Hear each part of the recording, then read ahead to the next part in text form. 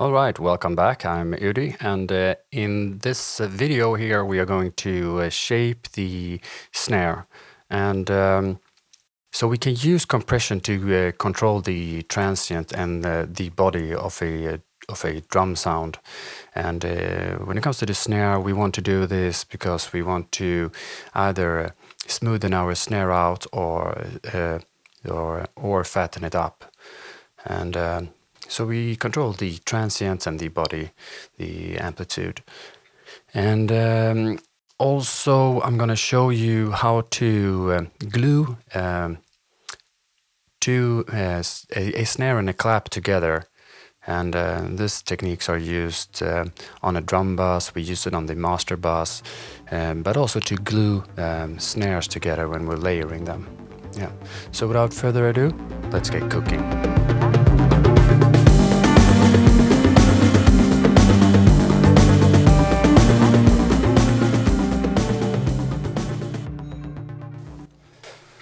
All right, so let's get cooking. I said in the previous video, the introduction here on this snare, that I would divide the snare videos here in two parts, but I've decided to go ahead and actually make it even into smaller chunks and do like all of the concepts one by one in the practical sessions here. So in this one here, as the title states, it's going to be shaping, and then we do EQ in another one and so forth. I think keeping the videos shorter and more concise helps both with concentration, and also if you want to go back and look at the one concept, then you don't have to search for a specific concept within a larger video. So I think that's going to be pretty good. And so let's get starting here. So I have here a snare drum. This is an 808. It's from, I've recorded this from my, I have a Behringer RD8. It's a clone of an 808, so this is an 808 snare there. And we want to go ahead and shape this, either to fatten or smoothen the snare drum and control the transients and the body of the snare. So we're going to use a compressor for that. There are also, as I've mentioned in earlier videos, you can also use transient shapers, which actually might be easier, but you're not as much in control. And I like to use the compressor, and this gives you maybe a bigger control, but sometimes a transient shaper is better because they might actually, with the algorithms that they use, they could maybe be better at bringing out even more body. So for the initial transient, I always prefer to use a compressor so that I have full control, but for the body, I might actually use also a transient shapers, but we have had a look at those in previous videos, so you should know how they work. But whenever I use a compressor, I like to have control of the loudness. So I use a plugin from Waves, which is an emulation of the raw. I'm butchering that name, but this is how that looks. This is a raw. So if I play here, and let's put that peak on auto, you can see that it stops here at -2 dB. And this is since when we're compressing, we are manipulating the loudness, and we want to keep the loudness from the level that we started with. So I always use as well a utility in the start of my chain so that I can set the level coming in. So I have here a -2, and just for the sake of the argument, I do a 1 dB increasement here, so we're at 1 dB here instead of -1 dB. And then when we use the compressor here, we can make sure that after compression we have the same level. And also we want to use we want to see the waveform as well. So let's go ahead and use the LFO tools. We've seen this one as well. Here it is in prior videos. There might be other tools that might be even better for this, but this is the one that I use at the moment. And So if we go ahead and play, we're going to see it's going to do on every second beat, right? So let's move this to every second so that we see it all the time.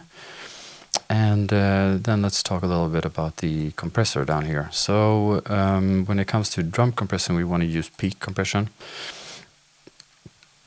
Peak compression is better at faster attacks and so forth. So when you're using things that have a lot of transients, it's good to use the peak compressor and the RMS you use when you have more sustained sounds, like from a synth, say. So like we did in the kick drum session there, well, let's go ahead and make this into a limiter and pull the threshold all the way down. And we can see here that we are completely compressing this if you take the attack down. So we're completely compressing it, not allowing any volume through amplitude. And then let's take the attack up so we find the initial transients. So I think there is the transient, and I can hear a little bit of white noise as well. But if we take back even more, then the transients are suffering as well, I think. But maybe, maybe it's a little bit, but that's up to you. I'm going to say that my transient lives around 10 milliseconds. So let's take the ratio back to 4:1 and take the snare back up again. Something like here we're having a little bit of gain reduction. Maybe it's 1 dB, right? And so if we move the attack backwards here now, listen to what happens. The initial transient is being softened, right? So that's how we could make it smoother, just so. Then let's take it back up. Let's have the initial transient again, and then the release here. You can go up so that when you see that the gain reduction is not zeroing out anymore, that's too much. So, somewhere around here, this is like the maximum amount. This is the time it takes. So how long is the compression going to be active? So it's going to wait 10 milliseconds, then it's going to be active, and then it's going to close down. And you want to close down before it comes back to another hit. But then you can play around with these two settings here to change the characteristics of the. You see how when we took it down, the body here actually fattened up a little bit. So you could like take it down, bring it up. What's happening with our snare? You see it's getting like losing all its initial transient almost. And then with the gain here, you take it back up to the original. So because if you look out here, and maybe set like 10. This is an extreme setting, obviously, but now we're back at the same volume, and this is the snare after, and this is before. And then you basically, you just play around. You could also check out the ratio a little bit, the threshold, and so if we want to,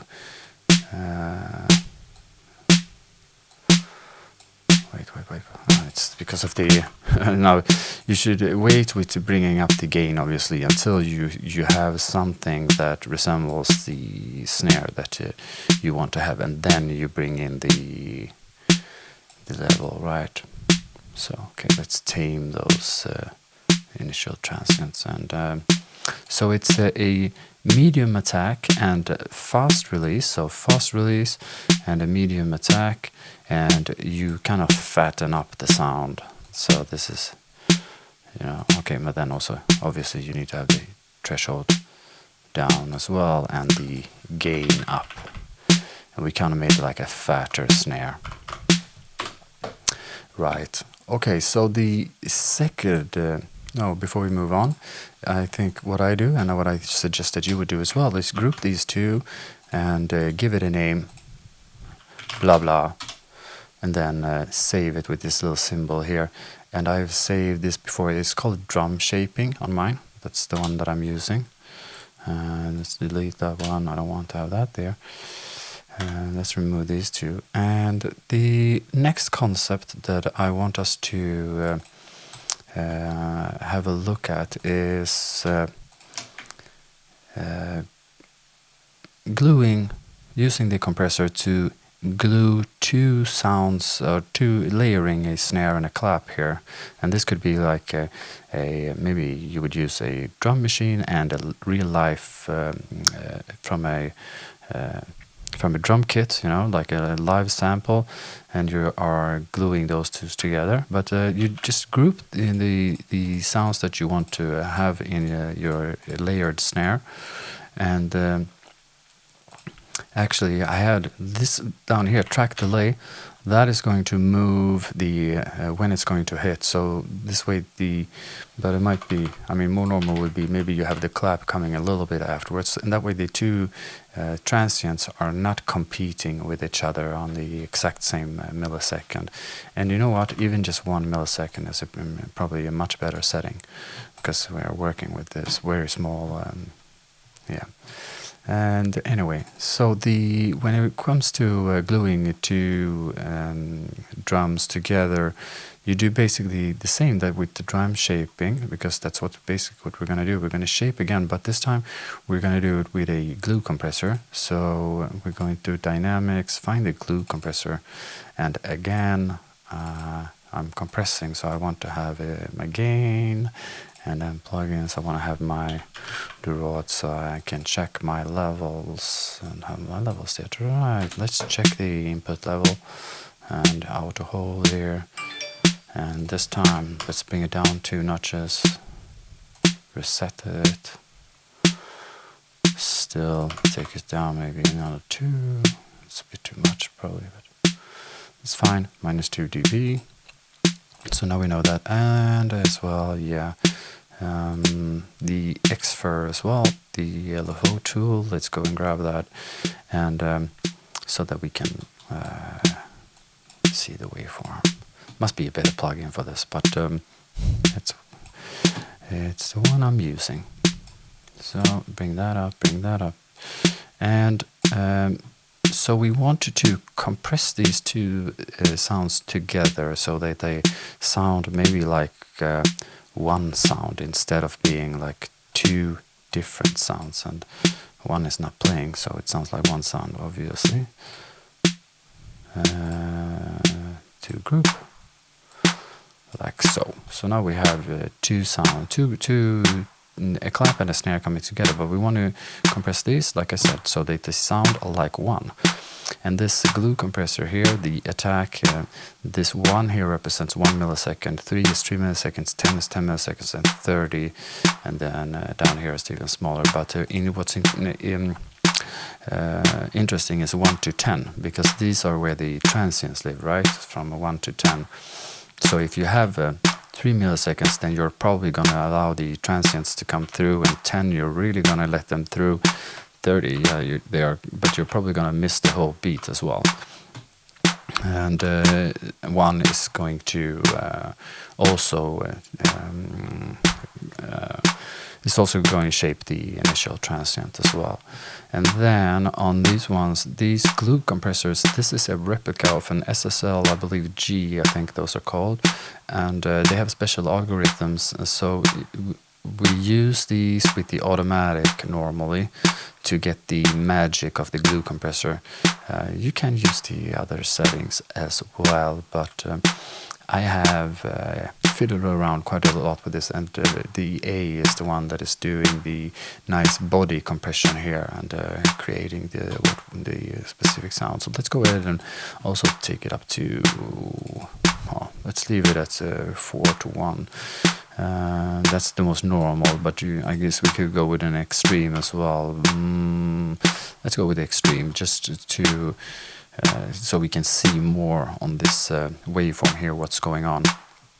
And then, oh, let's not do that. Let's completely mush it down so you can see what's happening without the gain.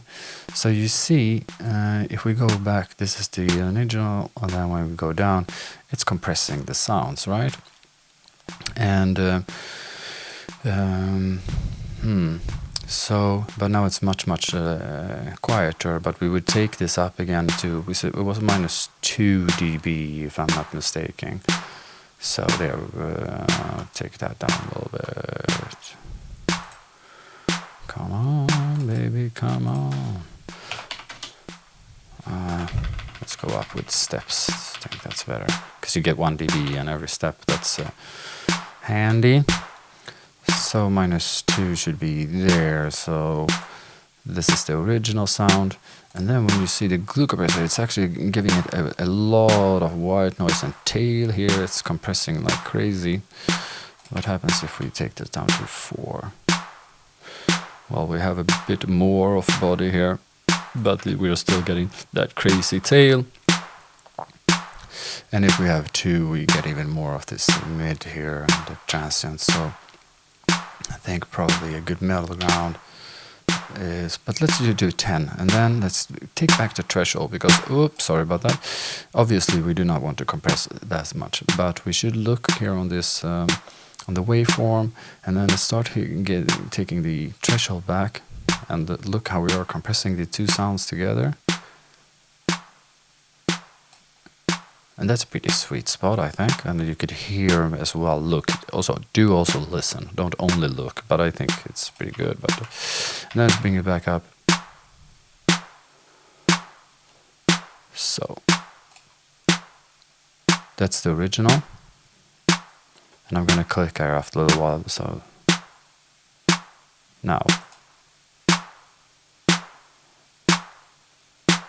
So it's a little bit louder and a little bit more cohesive. And yeah, stay tuned for the next video that's coming up here in a couple of days. Will be the EQing of the snare drum. And yeah, thank you for watching, and don't forget all those shenanigans, likes, and all those things if you enjoy my content. And yeah, thank you. Have a good day. Bye.